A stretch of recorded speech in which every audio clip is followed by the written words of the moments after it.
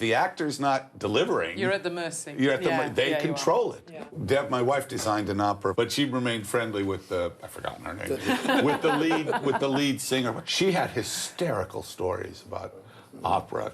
Where people where they would plant themselves upstage so that to force people to turn. I mean, just outrageous stories. I've had a tenor do a duet, which is supposed to be right, like this, and do this.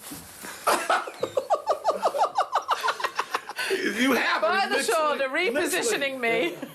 Literally.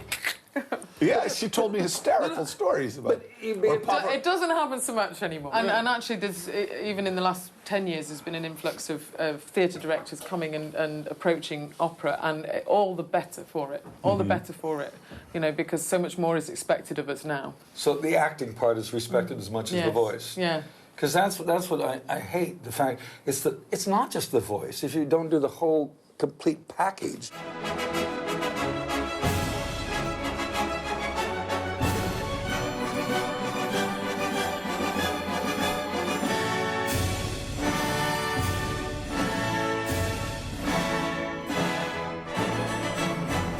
What I've learned is when somebody says they hate opera, they hate ballet, they hate horror films, they hate science fiction, they hate whatever it is, paraphili, you know what it means?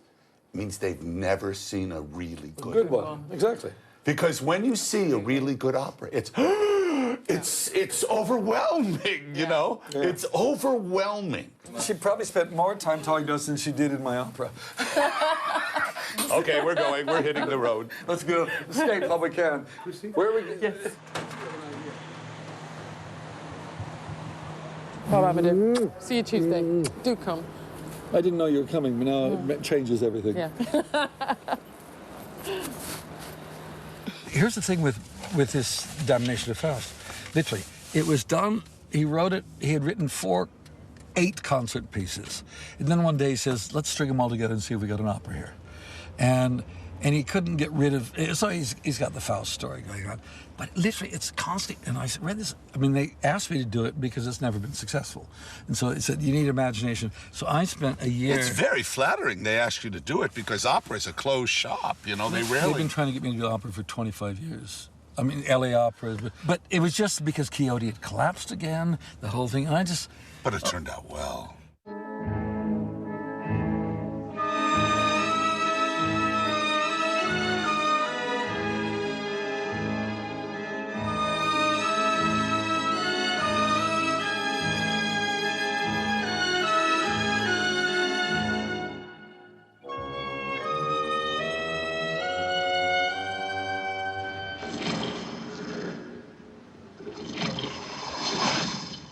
Good Lord.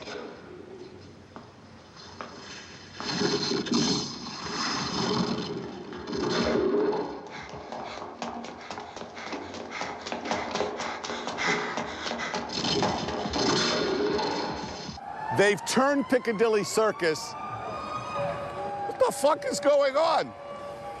Don't they know we're filming? And they've destroyed it. They've turned it into a mall. This is now all a walkway now. And where the movie theater in the movie was, in my movie, in Werewolf, there used to be the Aero Cinema. It's now a Gap store.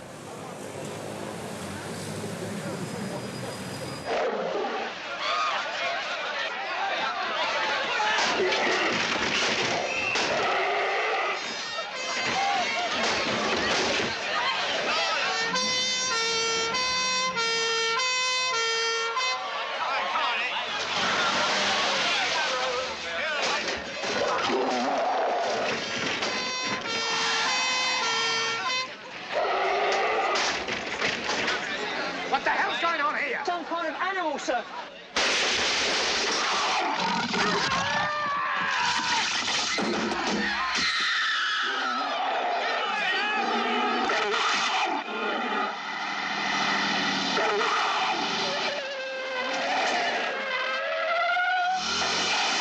Okay, everybody, drive that way. Go ahead. All right, you people, cross the street. See? Bus, come this way. Look at it. See? Looks. See that? We're directing. Watch this. Horrible. Terry, go downstairs. Fine, okay. There you go. There's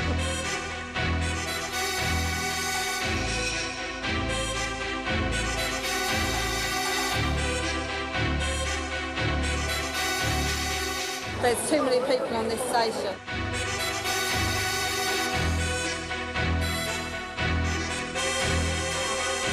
It's boring to be in Piccadilly Circus. You're here, we're being thrown out of the tube. You know, we're being thrown out of Piccadilly Circus. We are outsiders.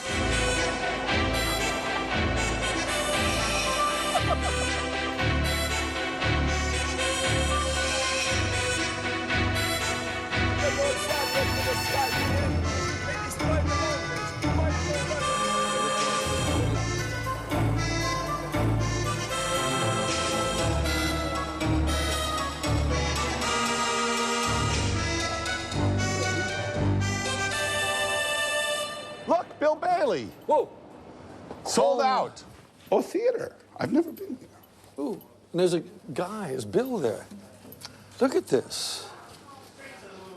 Hello. Hello. Hey, This is the heartland of comedy. come in. This is your world. How are you? Really good to see you. How are you? John. How are you, young man? You got your beard back. Yeah. I did. Well, you know, I needed. I feel naked without it. Well, you look terrible. It was without look it. weird. It was weird. Everyone, when in Birkenhead, people were going, I thought you said you were going to be in that movie, and I was going, yeah, that was me. That's me. Anyway, you'll have to excuse me for a wee moment, ladies and gentlemen. It's showtime.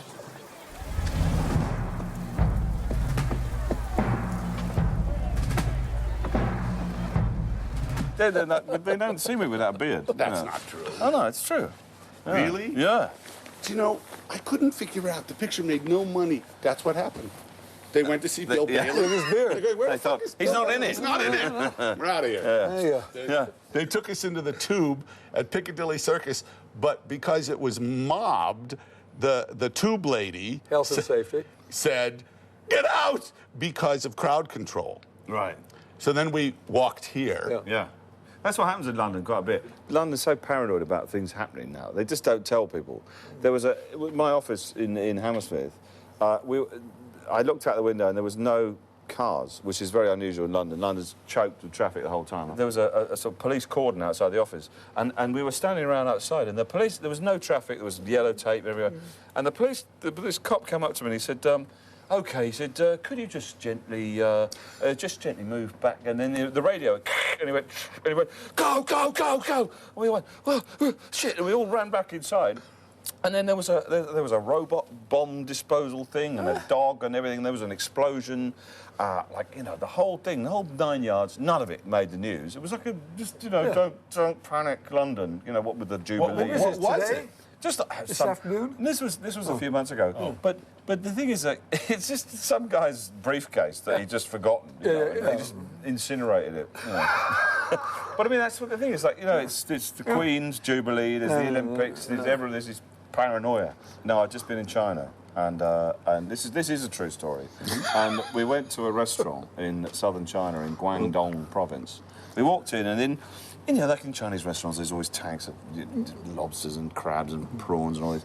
Okay, we had a look at that, and then I thought, no, there's something else here. This isn't just all prawns and there was, I kid you not, like half of what looked like a weasel, just sliced down the middle on a cold shelf, and a flipper.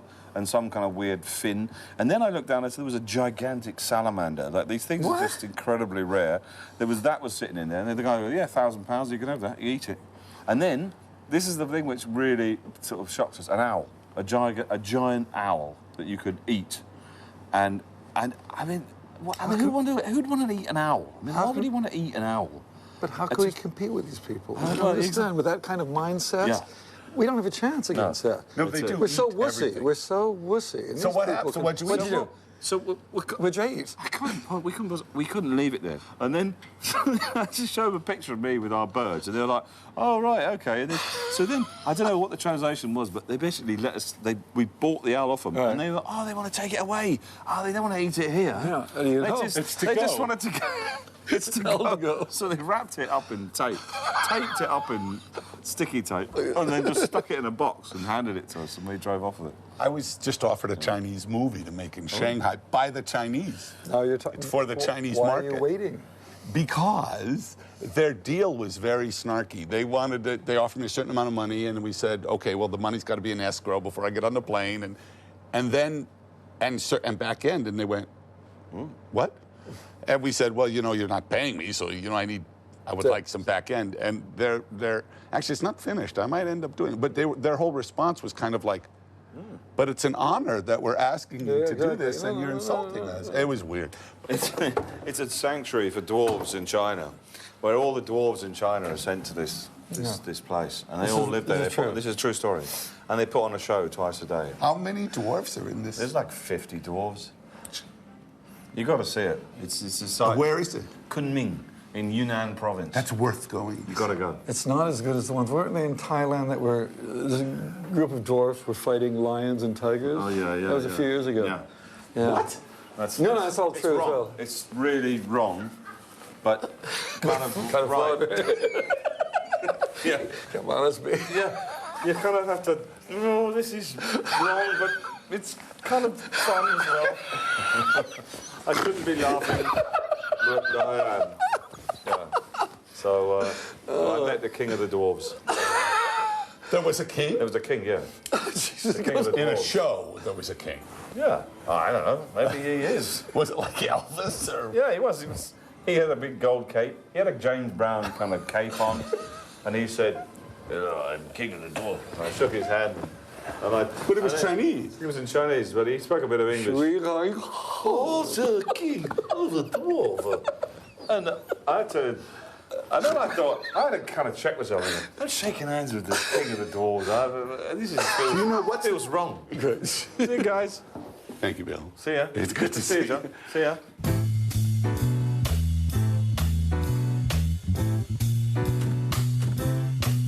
Well, it's a marvelous night for a moon dance with the stars up above in your eyes.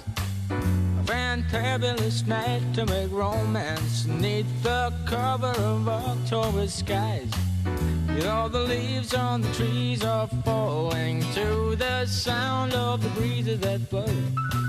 And I'm trying to please to the calling of your heartstrings that play soft. Every film I've ever made, there's always a moment where I'll say, okay, we're moving on, and the actor will say, Can I have one more? are you, well, that I always say yes, but then an actor will say,